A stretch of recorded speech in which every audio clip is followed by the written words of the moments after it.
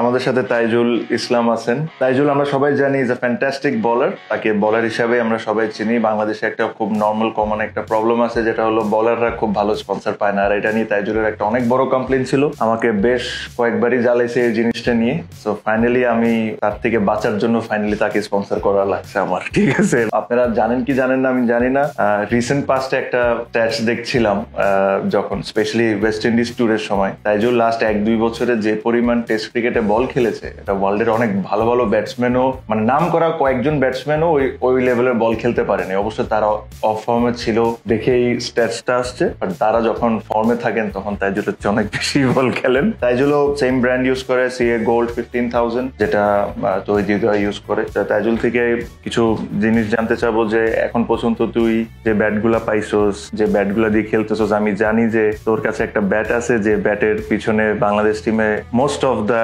Batsman ঘুরে বেড়াচ্ছে নেওয়ার জন্য। এটা আলহামদুলিল্লাহ যে সি আমাকে অনেক ভালো একটা ব্যাট দিছে।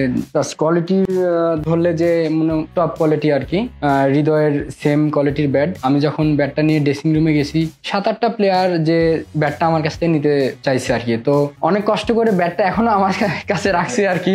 এক পর্যায়ে আমি বলছি যে আমি 7-8টা টুকরা করব, প্রত্যেকটা টুকরা একজনের ভাগ করে দিব। তো জাস্ট এখনো কষ্ট হচ্ছে, যাই হোক এরপরও রাখছি। তো আমি তামিম ভাই এবং সিএ যারা সিএর সাথে আছে, আমি সবাইকে ধন্যবাদ দিব যে একজন বলারকে এত ভালো করে ট্রিট করার জন্য। ওয়েলকামটা তোকে যেভাবে করছিলাম, ঘটনাটা আসলে তেমন না। দ্য রিজন সিএ তোকে স্পন্সর করতেছে, আবারও বললাম, আমার কাছে যেটা সবচেয়ে ইম্পর্টেন্ট লাগে, যে প্রত্যেকটা প্লেয়ার যে সিএর সাথে থাকবে তাদেরকে আমরা ভ্যালিউ করি, and that is the most important things. তুই বলার, বাট তুই বাংলাদেশ টিমে এরকম অনেক ইনিংস আছে, যে ইনিংস গুলায় তোর রান হয়তো বা 15-20 হইতে পারে, বাট তোর 15-20-এর জন্য মিরাজের 100 হইছে বা মুশফিকের 50 হইছে। তো এই জিনিসগুলো আমরা অনেক সময় আইডেন্টিফাই করতে ভুলে যাই। বাট তুইও যে একটা ভালো ইকুইপমেন্ট ইউজ করবি, সিএর বেস্ট কোয়ালিটি ব্যাট ইউজ করবি, এগুলা সবকিছু ম্যাটার করে। তোর কাছে যদি সিএর মতো ব্যাট না থাকতো বা ভালো কোয়ালিটি ইকুইপমেন্ট না থাকতো, তাহলে হয়তো বা তুই কনফিডেন্সটাও পাইতি না। আমি তোর সাথে ব্যাট নিয়ে খুব বেশি আলোচনা করব না। তুই আজকে সিএর অফিসে আসছো, কিছু বলও দেখছো। সো যদি তুই যেহেতু বলার, তোর বল দেখে তোর ফিলিংসটা কি, তুই কি মনে করতেছো, হাউ ইজ দ্য কোয়ালিটি? তুই জানোস কি জানোস না আমি জানি না, বাট এটা দিয়ে কিন্তু আমাদের ফার্স্ট ডিভিশন লিগ হয়েছে এবার এই বলটা দিয়ে। না, আমি এজ এ বলার হিসেবে আমি যতটুকু বল সম্পর্কে জানি, সে যা প্রাইস অনুযায়ী হিসাব করলে যথেষ্ট ভালো কোয়ালিটির বল, এবং এই প্রাইজে এই বল পাওয়াটা আসলে আমার মনে হয় অন্য কারোর জন্য ডিফিকাল্ট হবে। প্রাইস ওয়াইজ চিন্তা করলে যে খুব ভালো কোয়ালিটির বল। সিএ বল বাংলাদেশে এমনি খুব পপুলার, বিভিন্ন একাডেমিজ, বিভিন্ন লিগসে সিএ বল ইউজ করা হয়। তাইজুলের সাথে ডিসকাস করতেছিলাম যে আসলে আমিও সারপ্রাইজ যে কোয়ালিটি বল যে প্রাইজে সিএ অফার করতেছে, ইটস কোয়াইট অ্যামেজিং। বিকজ এই একটা জিনিস যেটা প্রত্যেকটা জায়গায় প্রচন্ড পরিমাণ চাহিদা, ক্রিকেট বল। বিকজ আপনি যে যতই ভালো ক্রিকেট বল ইউজ করেন না কেন, 2 দিন পর আপনার নতুন বল একটা আনতেই হয়। এটা লং লাস্ট করাটা অনেক ইম্পর্টেন্ট, যেটা তাইজুল বললো। ও ফিল করে যে প্রাইজে এটা অফার করা হচ্ছে, ইটস কোয়াইট অ্যামেজিং।